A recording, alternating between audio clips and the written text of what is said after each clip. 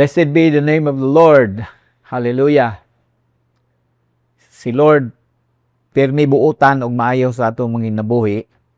Siya nga nagsugod og usa ka maayo nga buhat nganhi kanato. Committed siya nga iyag yung padayonon, iyag yung tiwason. So, angay lang yun punta nga magpadayon, diha kaniya. Moto nga, ang lesson na to last Sunday, magdinasigay. Kada adlaw magin na. So, palihog, let's all find ways nga magkadinasigay. Karon dali naman lang, no? Pinaagi sa modern technology like cellphone, messenger, no? Nadia, WhatsApp. Wala pa gyud na mga bayad. Pwede ka makapadala og mga pulong sa pagdasig, mga greetings and everything, no? Diha pa lang daan, pwede na nimo magampanan ang encouraging daily. No? Pwede ka mag-post. Usay mag-post pod pero mangaway man. Mo na. Kung pwede, ayaw na lang ng mga away, ayaw na lang ng mga himantay-himantay ba. Mas maayo pa mga makapulong nga maka-inspire, makadasig. Sa atong pagpadayon, adto ta sa Hebrews chapter 4, sa verse 1, nagahisgot siya mahitungod sa promise, no? Therefore, since the promise of entering His rest still stands. Kanindot kayo, no?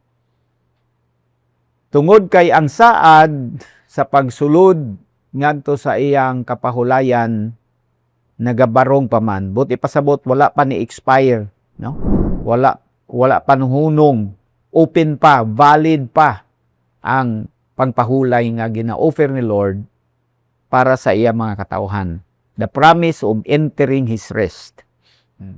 Just in case unsa na nga rest, no? Dili na siya adlaw. Ang rest is an experience through the person of Jesus Christ. Makasinati ka og kapahulayan sa dihang mahiusa ikaw diha kang Hesukristo. Siya ang kapahulayan. Na mabasa na dito sa Matthew 11:28 nga si Jesus nag-invite siya sa iyahang mga hearers, no? Come to me, all of you who are weary and burdened, and I will give you rest. So dili na siya adlaw. Ang rest is an experience that you enjoy once you are connected with Jesus. Dili na adlaw. Sa Old Testament, dunay usa ka adlaw sa isa ka semana nga gi-set apart nga tawag Sabbath. And Sabbath is a Hebrew word which means rest. No? Pag mag-Sabbath, wala sila'y trabaho. Nahulay sila gikan sa panarbaho. So tanang tindahan, sirado, government offices sirado, kay rest, nagapahulay sila. But that rest day is only an indicator of true and genuine rest that can only be found in Jesus. And ang iyang saad nga makahatag siya og pahulay naa pa, nagabarog pa, no? Hebrews 4 verse 1. His promise of giving rest to His people, entering His rest still stands. Nindot kayo. Kay ngano, napaman siya, bukas pa ang kahigayunan, no? All you have today is call on the name of the Lord, and He will give you rest. He will save you from all your sins. He will deliver you from all demonic influences in your life. He can even heal your broken bodies, restore your soul, fill your heart, with joy that is overflowing, joy beyond compare, joy unspeakable and full of glory. He will take away your troubled mind, He will put you at ease, fill you with peace, and many, many more. Ang totality na is rest diha kay Lord. Pero upat ka invitation na nga passage, no? Inviting us or urging us to take some practical actions aron ma-enjoy nato ang rest nga naa kay Lord. Ang usa na ani nga verse, no? Therefore, since the promise of entering His rest still stands, let us be careful. Mo nang una, Let us be careful. Careful nga unsa, that none of you be found to have fallen short of it. Nga dahil nga walay usa ka ninyo nga makaplagan nga nakulangan niini. Nakulangan sa unsa? Nakulangan sa rest. Wala mamao ang imong pag-rest. Tinud bitaw na kay daghang kayo mga Kristiyano nga na sila kuno kang Kristo, si Kristo na anapod dapat sa ilaha, pero sa ilang adlaw-adlaw nga kinabuhi, dili sila malinawon. Dili sila peaceful, dili sila restful. Daghang kaayo kanila agitated, anxious kaayo, over-worried, no? High-strung, ana gani. But diha kay Lord, valid pa ang pahulay. Valid pa ang kalinaw. Malinaw ng imong hunahuna, basta nakapahulay ka. Kabantay mo adang nakatulog bitaw ka. Even a short nap, once you wake out of it, nindot kayo ang imong feeling, kay nakapahulay man ka. Mapod na, pag naga kay Lord, dapat nakapahulay na ka. Kay dili naman ikaw ang magpadagan sa imong kinabuhi. Dili naman ikaw ang mag-struggle, no?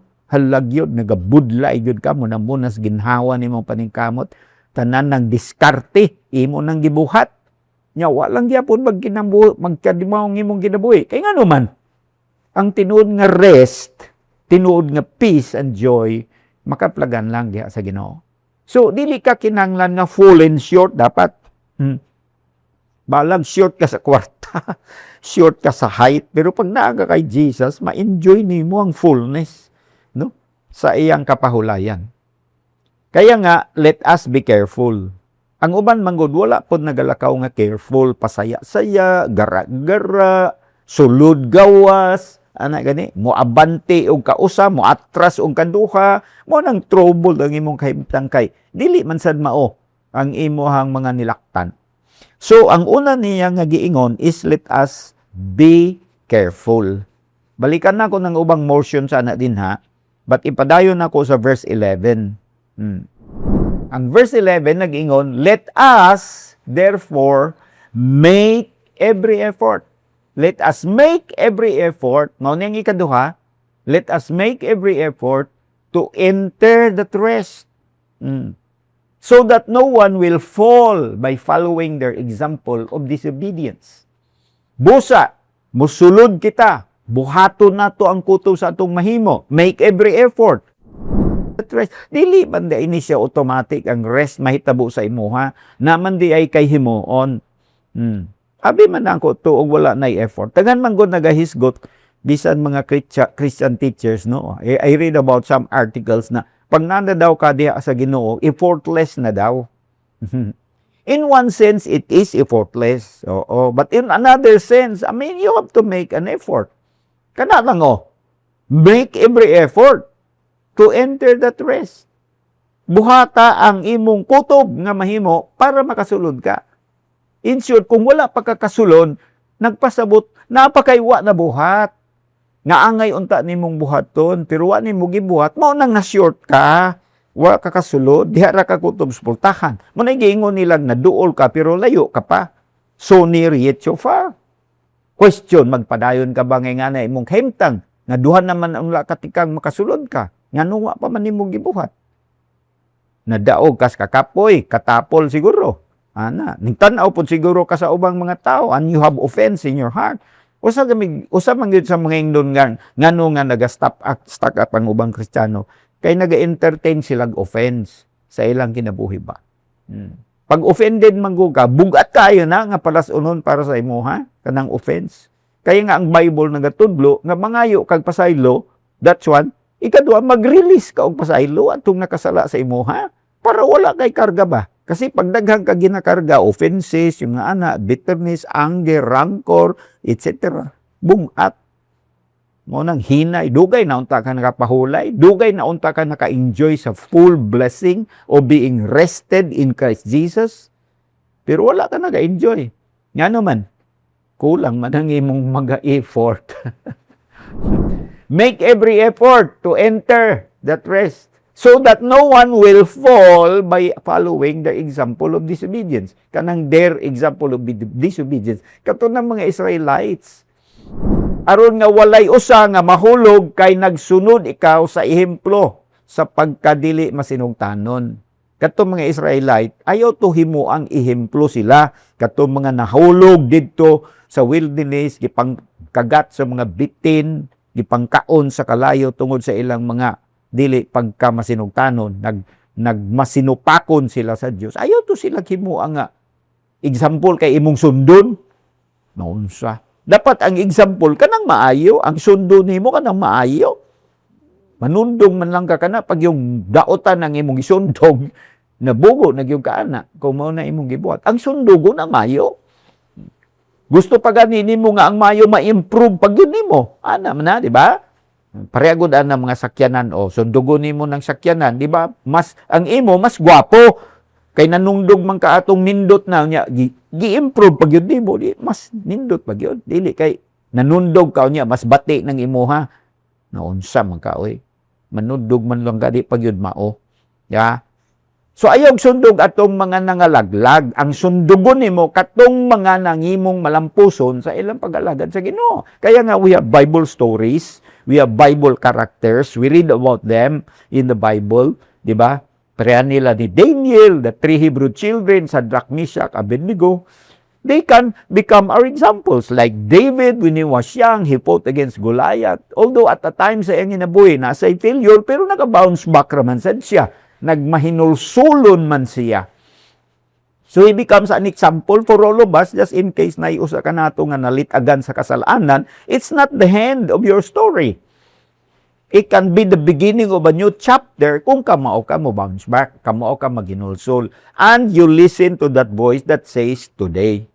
Wala. So make an effort to enter that rest. Don't settle down for what is less than what God has for you. Amen? Padayon ka. Balikan nato ang usa ka verse din nga very important, no? Sa chapter 4, sa verse 12. Ingon sa din sumpay ni sa verse 11, ha? Verse 12, for the word of God is living and active. Kay ang pulong sa Dios buhi og aktibo, sharper, mas hait pa than any double-edged sword. Mas hait pa kaysa espada nga duay suwab. It penetrates even to dividing soul and spirit, joints and marrow. It judges the thoughts and attitudes of the heart. And then, ang sunod nga verse, nothing in all creation is hidden from God's sight. Everything is uncovered and laid bare before the eyes of Him to whom we must give account. Yan ang gihatag niya ning description sa pulong sa Dios dinhi sa verse 12.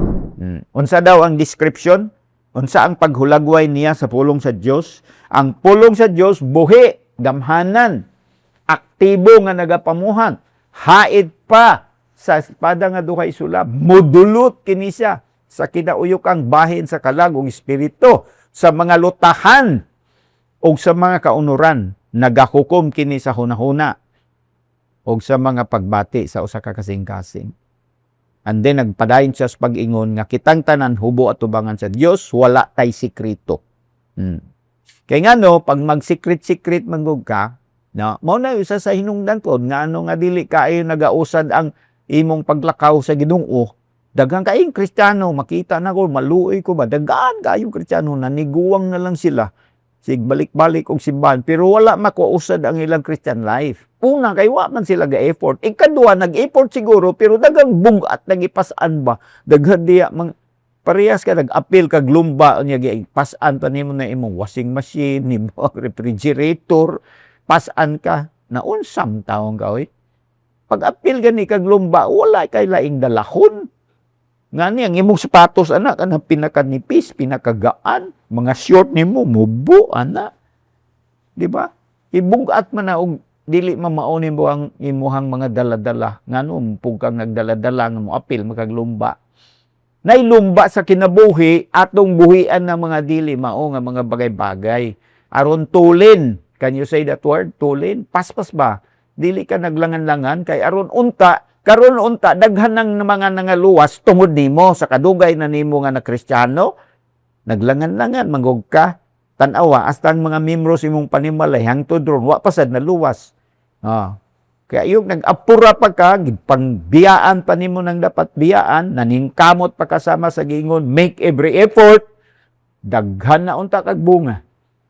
Tibuok nimong panimalay, usa na, mga parente nimo, uyuan, iyaan, mga pag-umangkon, mga igagaw nimo, na-impact ka na unta sila sa pulong sa Ginoo. Nadutla na unta sila. Kaya pulong sa Dios gamanan man. Pero ang pulong sa Dios mo gamit mangud og kinabuhi, ikaw man unta ngiyang galamiton, naglangan-langan man ka, wa man ka kamot, nagpadaman ka sa imong pagbati o tanawa. That is why make every effort. Remember, the word of God is quick and powerful. Hallelujah. Amen. And then, when we proceed sa verse 14, there's another let us din sa katapusan sa verse. But basahin na ko ang verse 14. Therefore, since we have a great high priest who has gone through the heavens, Jesus the Son of God, let us hold firmly to the faith we profess. Mao na ni ang ikatulong nga let us. Unsa daw? Hawiran nato nga makusog, ligon nga paghawid, ang pagtuo nga atong nakuptan. Pagtuo nga atong nakuptan, pagtuo nga atong gisugid. Gisugid na nimo, gi-confess na nimo, gi-profess na nimo. Pag naay mangutana ka nimo, Kristiyano ka mo, yung oo, Kristiyano ko. So, ning-confess na ka, ning-profess na ka. Pero ang pangutana, hugot ba ang imong paghawid sa mao nga pagtuo? Hugot ba? Basig luag rapod. Dili ba yamay ng mga luag? Pareha ng luag o maluag ani ng kurinti o kanang mga wire. Manay usa sa inungdan masunog. Di ba? Katong usang simana, naglinog. Di ba? Na building sa Davao nasunog. Kay usa sa inungdan, pag maglinog, mo ana man na, di maputol o muluag. Lost connection na. Pag lost connection, mo init, musiga. Mo nang pahugti ng imong paghawid sa pagtuo. Aron diha kang Kristo, ma-enjoy nimo ang rest and peace. Dili tong rest in peace nga namatay ka na. I pray nga di pa ka mamatay kay magbabungahon ka pa dapat. Labi na og wala pa kay maayong bunga, hangyo agud si Lord. Lord, extending akong kinabuhi. Para makabawi ko kay daghang kog tuig nga nausik, wala ko nagmabungahon. Kaloy ko Ginoo. Dunggon ba sa Ginoo ng mga pag-ampo ngay ngana basta tinuod ang imong pagtawag kaniya gikan sa kasing-kasing. Yang mangayo pug kag sumpay nga edad wala po kay tinguha nga magbabungahon. Unsa man imong buhaton sa taas ang kinabuhi. Dagan mga Kristiyano yung Lord, dugay nga kinabuhi Lord, lugway akong kinabuhi Lord. Sige ra man kagkatuog sa inyong balay. Wa man kagagawas gani nga magbisita sa imong silingan. Gusto pa kang taas ng kinabuhi nga istambay raman sa imong pagka-Kristiyano. Dapat si Jesucristo nga atong panigingnan. Ingon ang verse, we have a great high priest who has gone through the heavens. Doon na kita'y dakong pare nga ning una na, ning latas nas kalangitan. Si Jesucristo nga anak sa Dios. Tungod na magmadasingon ta sa pagtuo nga musunod kaniya mao nang idea. Magmadasigon ta sa pagtuo, musunod kita kaniya. Verse 15. For we do not have a high priest who is unable to sympathize with our weakness. Kaya ang atong pare nga labaw sa tanan, dili pareha sa uban nga dili mo simpatiya sa atong kahuyang. But we have one who has been tempted in every way just as we are, yet without sin. Siya parehas nato, gitintal pod, pero wala siya nahulog sa sala, wala siya mitugyan sa sala, wala siya ning nunot sa sala. Nahimo siyang best example para kanatong tanan. Amen? Unsa pa may imong kagulan diha nga naa naman si Jesucristo, naguna naman siya. Niuna siyang sulod dito sa kalangitan. Giwi-wi niya, gihawanan niya ang agianan. Ikaw unta nga dili ang ayan, makasulod ra ka kung musunod kaniya. Ma-enjoy nimo ang kinatibuk-an nga blessing nga iyang gibayran dito sa cross para nimo. Dili unta ka ma-short. Walay plano ang Ginoo nga ma-short ka. Walay plano ang Ginoo nga i-short change ka. Kasabot man tanang ma-short change, no? Kana bang kulang ang sukli nimo ba? Kasuway na mong sakay mong sakyanan niya, sukli kulang. Malain mo, no? Sabaan ninyo na drive, kulang man nimong gisukli, sir. Naghatag og 50, niya G's ang plite, dapat 40 mong sukli. So, ma-short change ka. No? Sa kwarta, amti kay ka murklemo kung na-short change ka. Sa imong Christian life, kadaghan na ka nakulangan, wa ka kabantay nga nakulangan ka, nakontinto ra ka sa imong pagkakulang. Tanawa, wa ko na nga sabaha, ako lang kang ipakuratan para ka makamata. Aron dili ka magpabilin nga kulang. Mag-effort ka aron ang kumplitong panalangin sa Ginoo nga iyang gibayran para kanimo madawat di mo. Amen. Pero mao lagi na sundon-sundon gunato to mga let us nga iyang giingon dinhi. Napay ikaupat nga let us sa verse 16. Let us then approach the throne of grace with confidence. Busa, musulod kita, no, muduol kita sa trono sa grasya nga may pagsalig. Buti pa sabot, dili mahadlok, dili maulaw, di ba? No, dili mag-alanganin, musulod ka sa grasya sa Ginoo, ang trono sa grasya sa Dios bukas na, nabukas na. Di ba nadalaygon ang Ginoo? Dalaygon kayo ang Ginoo nga ang trono sa iyang grasya bukas na, wala pa niya gisirad-an hangtod karon. Bukas pa ang trono sa Ginoo. Hallelujah. Amen.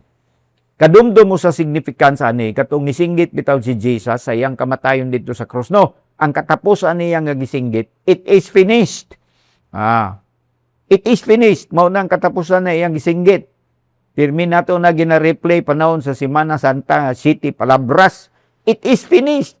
Natapos na. Pagsinggit ni Jesus sa it is finished, matod pa sa account ni Mateo, no, nagisi ang tolda o ang tent o ang kurtina. Nasisi ang kurtina sa templo. Doon ay kurtina between sa holy place o sa holy of holies. Duha ka kwarto na ay kurtina ana nga nag-separate sa duha ka kwarto. Pagsinggit ni Jesus, it is finished, nagisi ang kurtina gikan sa taas paingon sa ubos. Unsay significance ato? Ang significance ato nga gikan atong panahon na hangtod karon ang trono sa grasya bukas. Anyone nga gusto mo sulod sa presensya sa Dios, libre na nga makasulod. Anytime. Tan-aw mo na tawag good news. Sa una, dili ka makasulod basta-basta sa presensya sa Dios. Katulang ganing tulda, dili man to fullness of the presence of God. Replika man lang to sa kunuhay puluyanan sa Dios, ang tulda. Dili ka makasulod dito. Na ay mga authorized persons nga mooy makasulod dito. Sa Holy of Holies, usa ka tao lang ang makasulod diya. Katurang high priest. Once a year pag yun. Nya katong holy place, mga pare lang ang makasulod. Nga naga-duty, pare nga on duty, mo'y makasulod. Bisag pare ikaw, dili ni muting duty, dili ka kasulod dito, mamatay ka. Kumusulod ka. Igana ka stricto sa una. Kay gini-emphasize sa Diyos ang duha ka bagay. Una, ang iyang pagkabalaan. Ikadua, ang pagkamakasasala sa tao. Pero ang good news, kanang duha, gibridge na ni Lord Jesus. Ang pagkabalaan sa Diyos ug ang pagkamakasasala sa tao, dako kaayo nga divide kana, gitulayan na ni Jesucristo nga ang taong makasasala makaduol na sa balaan nga Dios anytime, anywhere, for whatever reason. Kaya nga, the throne of grace is open. Pag mosulod ka, sulod ka with confidence. Dili na confidence sa imong kaugalingon, confidence na tungod kang Kristo. Siya ang high priest nga ning bukas sa agianan, ning una na para kanimo, para kanako. Hallelujah. Dili ka ba malipay ana nga nanay nag-una nimo? Unya siya muhunghong dito sa iyang amahan para nimo nga umaabot ka, nagsunod ka na kay dalang mga panginanglanon. Lakas kayo ka sa amahan tungod kang Hesukristo. So, let us approach the throne of grace with confidence. Amen. Gikan karon, please understand this one. Please act on this one. Pag nag-ampo ka, ayong ampo nga murag nagpakiluoy ka. No, grabe ni mong kanabang conscious kay ka sa imong mga kahugawan, sa imong pagkadili angayan, di ba no? Dili. Conscious ka sa nahimo na ni Hesukristo para nimo. Kamao ka na mo claim sa saan sa Ginoo. Sa laing baylang, yawa, magsige man nagharas sa imong pangisip. Pahinumduman man kaniya sa imong kahugawan, sa imong mga kasalanan. Dapat kamao ka, mo sukol sa kaaway. Resist the devil, nag-ingon ang Bible. Higinlan ni mong yawa, pahawa din ni, wala kay labot, nagaampo ko nga to sa akong Diyos. Ayaw kong langan-langana, kasabaan ni mo. Kay naa naman kay confidence, diya kang Hesukristo. Unsay katapusan sa verse. The other half of verse 16 says, so that we may receive. Can you say the word receive? Do you like that? Ganahan ka ng receive? Amen. Ganahan ka, di ba? Hallelujah. Pag kadawat ka, malipayon ka, di ba? Kana makadawat kag ayuda, lipay ka, ayaw ka ba? Makadawat kag bonus, makadawat kag increase sa sweldo. Sweldo ni mo, 350 o 450 lang. Karon 500 na, ay lipay kayo kay. Anything nga madawat ni mo, basta maayo, malipayon ka. It makes you smile. It makes you jump for joy when you receive something. Especially when that something is so good, so grand, so glorious. So that we may receive mercy. Unsa ito madawat? Mercy. Unsa pa? Find grace. Mercy and grace. Pagkanindot, back-to-back na sila, mga kaigsunan. Nga nagahulagway sa pagkamaayo sa Diyos sa atong ginabuhi. Mercy and grace. Ang iyang kaluyog, ang iyang grasya. Unsay result? To help us in our time of need. Nga makatabang ka nato sa takna sa atong pagpanginahanglan. Dalaygo na ngalan sa Ginoo. Mo na nga ang kapahulayan naha kay Lord. Kita ginadasi, ginatudluan sa pulong sa Ginoo, ang pulong sa Ginoo buhi o gamhanan. Hallelujah, hait pa sa suwab nga duha, sa espada nga duhay sulab, mudulot ang pulong sa Ginoo. Pero ikaw o ako nga galamiton sa pulong sa Dios, dapat pod na sa tama nga kahimtangan aron ang atong kinabuhi maymong mga instrumento sa pagpakailap sa iyang balaang pulong. Meanwhile, make every effort. Meanwhile, let us approach the throne of grace with confidence. Meanwhile, let us be careful. Hallelujah. Amen. Mao na ang mga mensahe nga atong nadunggan karong hapon, karong gabi, karong adlaw, anytime nga inyong i-download or inyong paminawan kini nga mensahe, dili man ni siya mulubad mga igsoon. Pwede gani ninyo ni balik-balikon, no? Ako mong ginaagni nga balik-balikon ninyo ang mga previous nga mga mensahe kay naraman na din na sa inyong cellphone, ma-access man na ninyo anytime, no? Ayaw mo magtinapulan, mga kaigsunan. Bawal magtinapulan basta nagalakaw ka kauman sa Ginoo. Ang Ginoo nga atong amahan, ang Ginoong Hesukristo nga atong manluluwas, og agalon sa ginabuhi, dili sila tapulan. Holy Spirit, dili tapulan. So naglakaw kita kauban sa Dios, dili ta pwedeng magtinapulan or else mabiyaan ta sa Ginoo. Abtik ka dapat. Sabay ka. Unsa manimo kung magluya-luya ka. Ampo sa Ginoo. Hinginli ng kaaway ang espiritong dautan nga naga-influensya sa imong pangisip. Hinginli na. Bagbasa og pulong sa Ginoo. Daghana ang pagbasa sa pulong sa Dios. Busga ang imong kaugalingon sa pulong sa Dios. Ayaw pagsalig sa uban. Ayaw iasa sa uban ang imong Christian life. Take it upon yourself nga mahimo kang kusgang nga Kristiyano para mapuslanon ka o niya mahimo kang mabungahon, magdala kag himaya o kadungganan ngadto sa atong amahan nga nasa langit. Amen. Amahan langit nun, salamat sa imong balaang pulong. Thank you kaayo sa mga pagdasig nga among nakatunan gikan sa imong pulong. Inadasig nimo kami nga magmaampingon sa among mga paglakaw. Hallelujah. Maingon nga kami mga sumusunod ni Hesukristo. Gidadasig nimo kami nga maghimog mga effort para makasulod kami o mag-enjoy sa kapahulayan nga makaplagan lamang diha kang Hesukristo. Gidasig nimo kami nga hawiran namo sa malig-on pag-ayo ang pagtuo nga among nabatunan, dili na mo buhian ang mao nga pagtuo. Gidasig nimo kami nga moduol sa imong presensya nga masaligon. Salamat Amahan. Thank you kaayo dear Lord. Even right now I am praying sa mga kaigsunan para sa mga kaigsunan nga gibatig kaluyaw kapoy ang pagdasig Lord ilang madreceive. Tinagi sa imong pulong ang ugma mahimo silang aktibo nga magapamuhat, magaadto sa ilang mga tapok, mahimo silang ganado o Lord nga magsugilon, magsangyaw sa imo pulong, mahimo silang abtik, Ginoo nga mangimbitar sa ilang mga parente, sa ilang mga silingan, ngadto sa mga Kristiyano nga tapok, pareha kang Cornelius, nga nangimbitar sa iyang mga silingan o sa iyang mga parente. Kay moabot si Apostol Pedro nga magdala og maayong balita. Himuha sila nga mga abtik mangimbitar. Himuha sila nga ganado, excited sa mga bulaton para paghimaya sa imong ngalan. I pray for miraculous intervention sa ilang mga kinabuhi. Nga makaanggo sila nga buhi gyud ikaw, wala ka masab.